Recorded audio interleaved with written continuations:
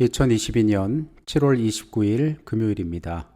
예배일 아침에 함께 하신 모든 분들을 환영합니다. 기도하시고 이 시간을 시작하겠습니다.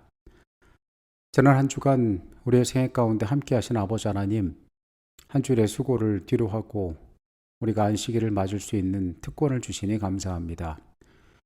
주님, 이번 한 주간 여전히 세상에서 많이 헤매고 해결하지 못한 스스로의 죄의 문제로 많이 괴로워했음을 주님께서 아십니다.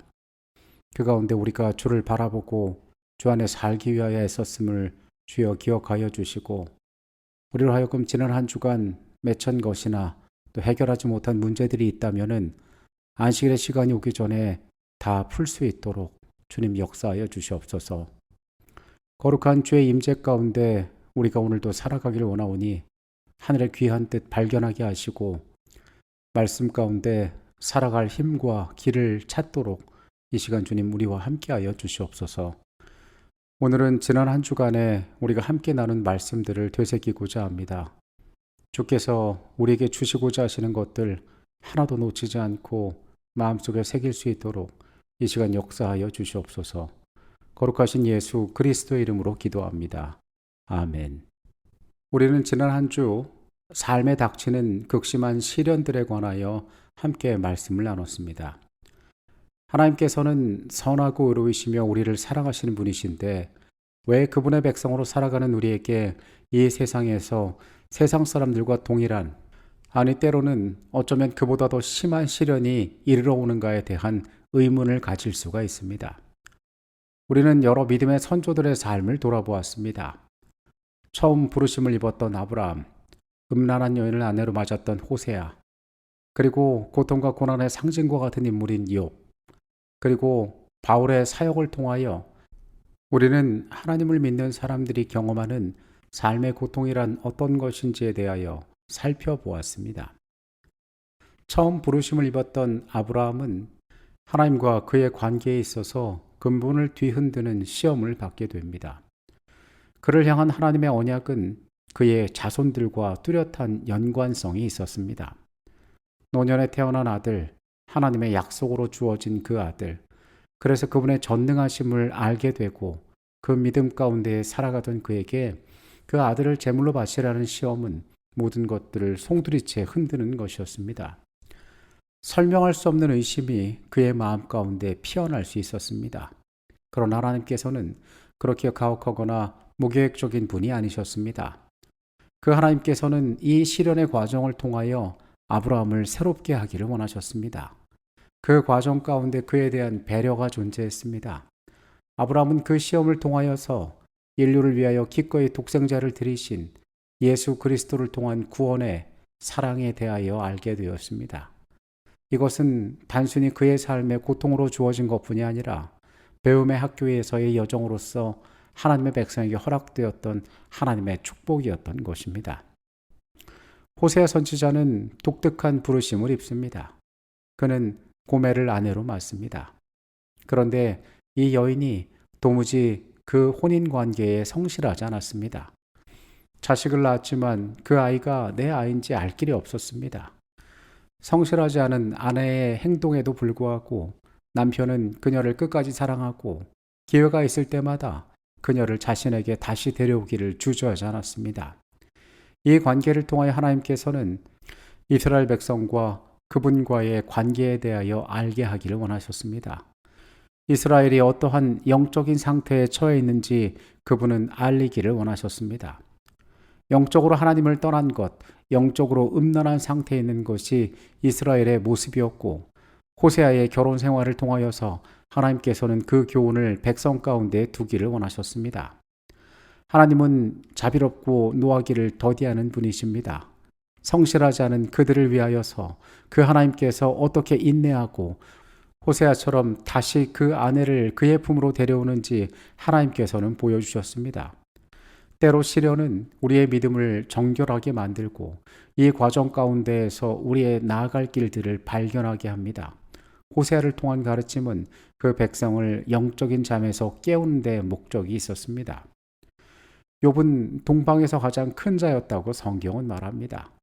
하나님을 만난 사단은 그가 하나님의 축복하심 없이는 주를 경외함이 없으리라고 이야기합니다. 그래서 하나님께서는 욥의 모든 것들을 사단의 손에 맡깁니다. 그러나 욥기 1장에 나오는 이 하늘의 광경에 대하여 아무것도 욥은 알지 못하였습니다. 그에게는 단지 커다란 상실이 연달아 닥쳤을 뿐이었습니다.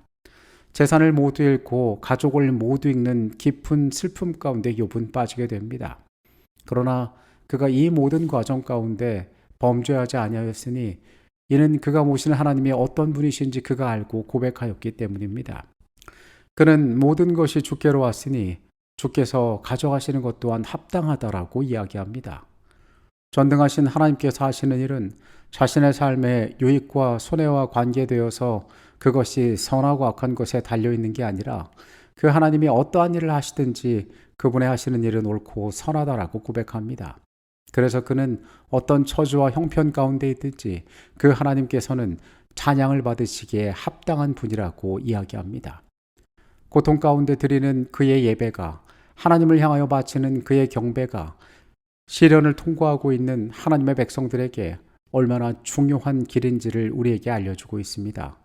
우리는 때를 얻든지 못 얻든지 우리의 삶의 처지가 어떠하든지 하나님을 기꺼이 찬양하고 그분께 경배하는 삶을 살아야 합니다. 이것이 시련을 통과하는 그리스도인의 삶에 있어서 가장 중요한 방법이 될 것입니다. 사도 바울의 그의 찬란했던 복음 전파의 역사만큼이나 그의 삶은 수많은 고통 가운데 놓여졌습니다. 매맞고 굶주리며 때로 죽을 위험에 처하기도 하였습니다.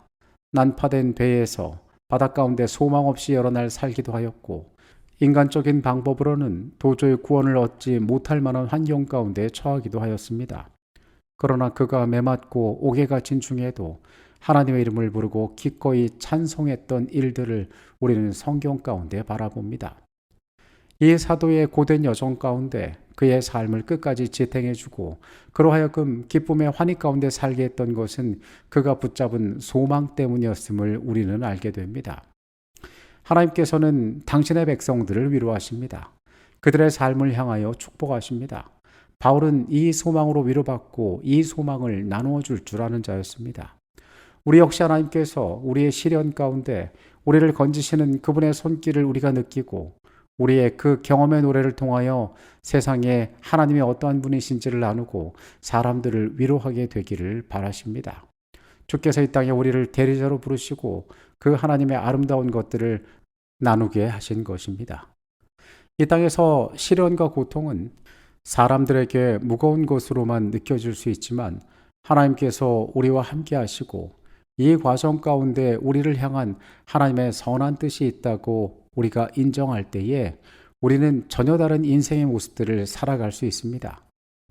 여전히 우리는 왜 우리에게 이런 고통이 왔는지, 우리가 이런 시련 가운데 왔는지 의문을 가지고 원망할 때가 있습니다.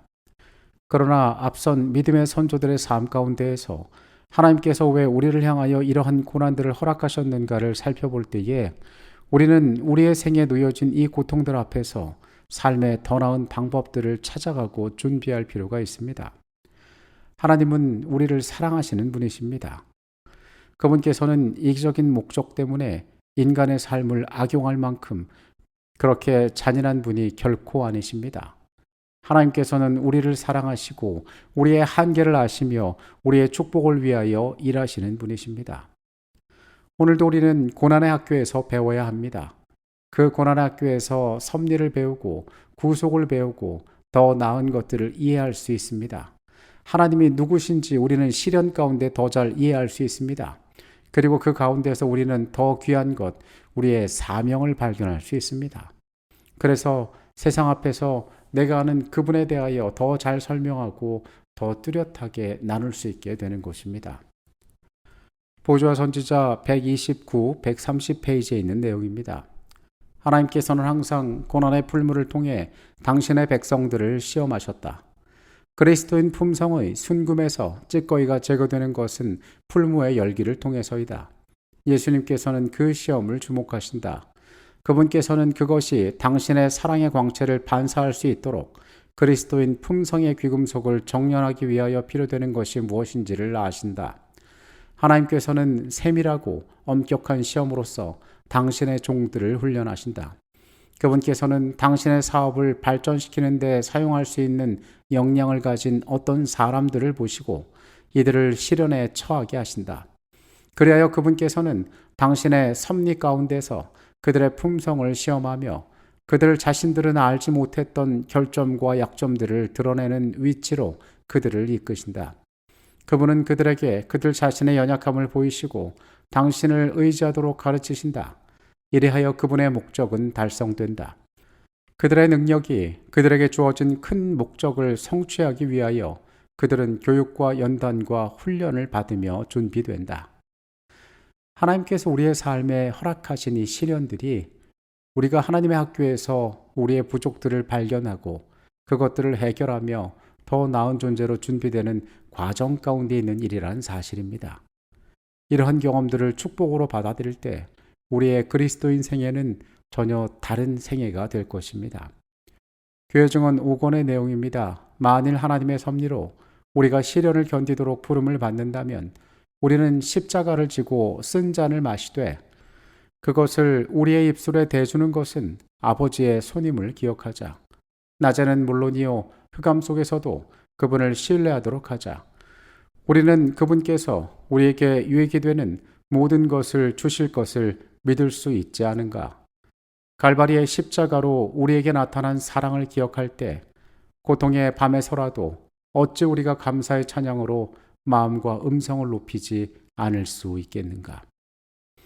여러분, 시련을 당할 때에 누구나 고통스럽고 아프게 되어 있습니다. 그리고 할 수만 있으면 그것이 나에게서 물러가기를 원하는 것이 사람의 마음입니다. 그러나 하나님께서 우리를 사랑하시고 인도하시는 그 모든 과정 가운데 하나님께서 우리를 축복하기 위하여 이 일들을 준비하셨음을 기억하고 그것을 주장하고 그 안에서 더 나은 존재로 새롭게 거듭남을 입게 되시기를 바라겠습니다. 하나님의 은혜와 축복이 다가오는 안식일에 모든 분들과 함께하게 되기를 바라면서 한 주일의 모든 시간들을 마치도록 하겠습니다. 기도하시겠습니다. 거룩하신 아버지 하나님, 삶에 주신 때로 축복으로 우리에게 허락하신 그 모든 시련의 과정이 하나님 안에서 더 나은 것들로 준비되고 새롭게 변화되는 아름다운 시간의 경험이 되도록 인도하여 주시옵소서. 주의 백성들 각자의 삶을 주님 아십니다. 귀하게 보시고 위로하시고 합당한 것들로 축복하여 주시옵소서.